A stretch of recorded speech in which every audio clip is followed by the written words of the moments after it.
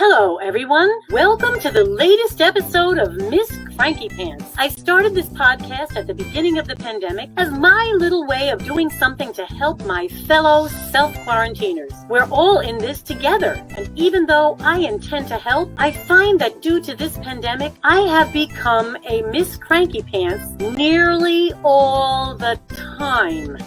Miss Cranky Pants reared her ugly head for the first time just before the end of March. And for once, I don't feel alone or ashamed because everyone living through the pandemic is equally susceptible to being a cranky pants. Thank you for joining me on YouTube. If you haven't already, please like and subscribe to my channel. Oh, on the plus side, isolation has been good for my anger management issues. You can't get in a fight if you never see anybody. And I haven't worn real shoes in 3 months. But I digress. Our first letter today is from Alone in Alabama. Isn't it cute? Alone writes, Dear Miss Cranky Pants, I am a single 53-year-old male living alone in an apartment. I don't even have a cat or plants. I am all alone. He wrote that in all caps, see? I am all alone. Here we are. While I feel very fortunate that I haven't lost my job, I can work from home and I have plenty of toilet paper and flour, and I don't know anyone who is ill from the COVID-19, I find that I'm filled with anxiety and jump out of my skin at the slightest thing. Even though I have absolutely no contact with any other living human being, I worry constantly that I might catch the virus. I know this is irrational, but what if it really can live a long time on metal surfaces? I put my trash out in the middle of the night when no one else is likely to be awake, and there's a metal door handle signed, Alone in Alabama. Alone you aren't. I am here for you. And our Patreon supporters are here for you too. Self-isolation is a marathon, not a sprint. It's important to have coping techniques that will help see you through however long we will be spending increased amounts of time at home and alone. First of all, face your emotions. Name them. Happy, sad, confused, angry. You may also be grieving things that are lost forever, like the hope of ever dating another human being in person, or hugging your friend when you run into them in the supermarket, or celebrating your aunt's 80th birthday by skydiving. It's okay. We're all experiencing loss. Just breathe. Breathing techniques will go a long way towards helping you remain calm and anxiety-free. Inhale. Exhale.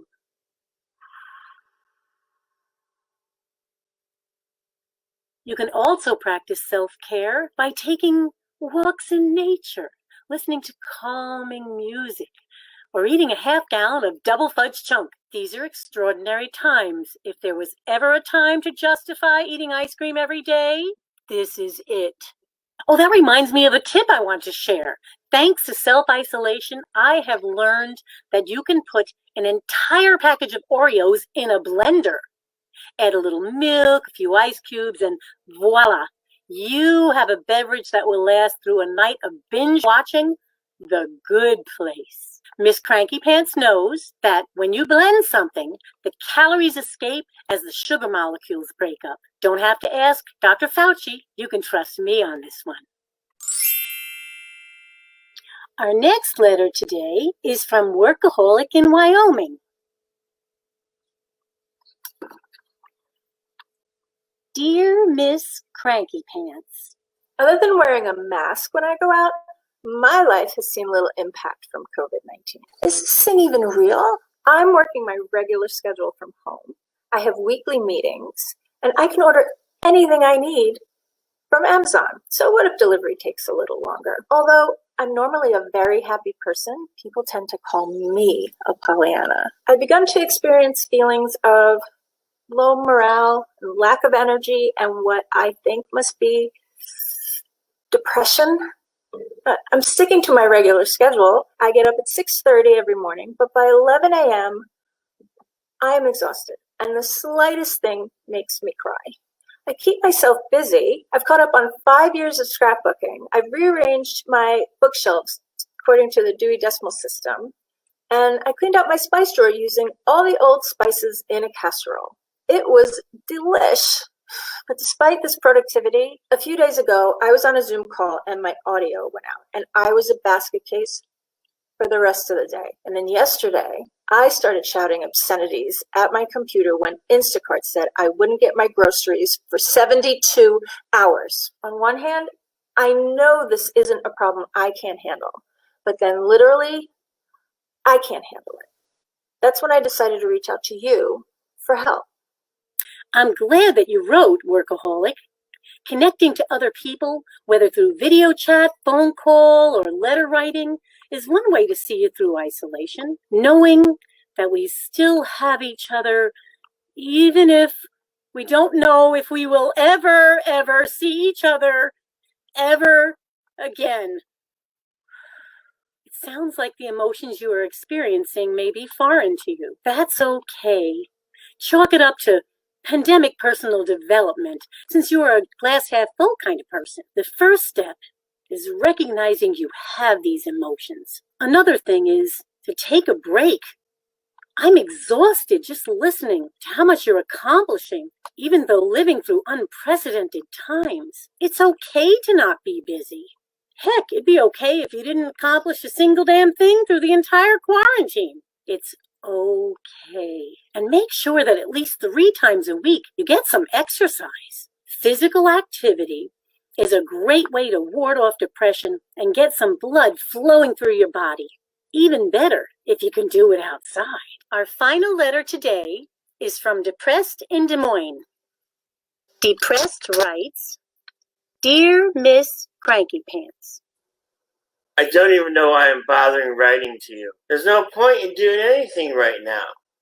Since I can't work, I'll go shopping and go outside.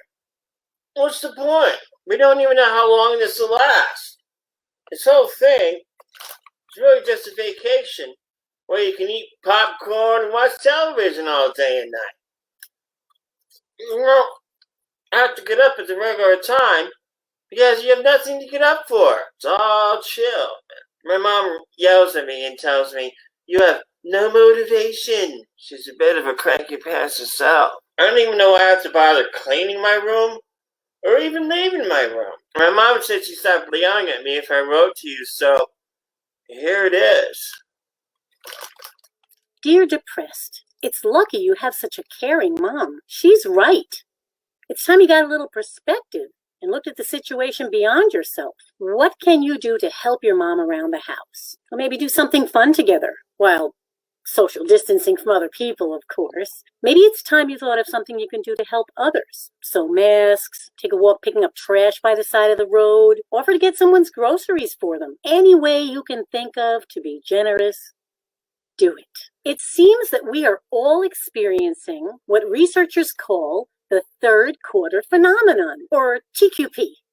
It's what individuals living on the International Space Station, submarines, and Arctic research facilities experience. Scientifically speaking, science is our friend. Agitation, irritability, depressed mood, decreased morale are normal after early periods of self-isolation, after settling into this new kind of lifestyle. Social distance really means physical distance, so we're not really alone. Whether we're cooped up with annoying family members or living alone as our own version of Miss Cranky Pants, you are not alone. I am here for you. Thank you for joining me today. Don't forget to subscribe so you don't miss out on the next episode of Miss Cranky Pants when we hear from Negative in Nashville and Worried in Worcester. Tell your friends and stay safe.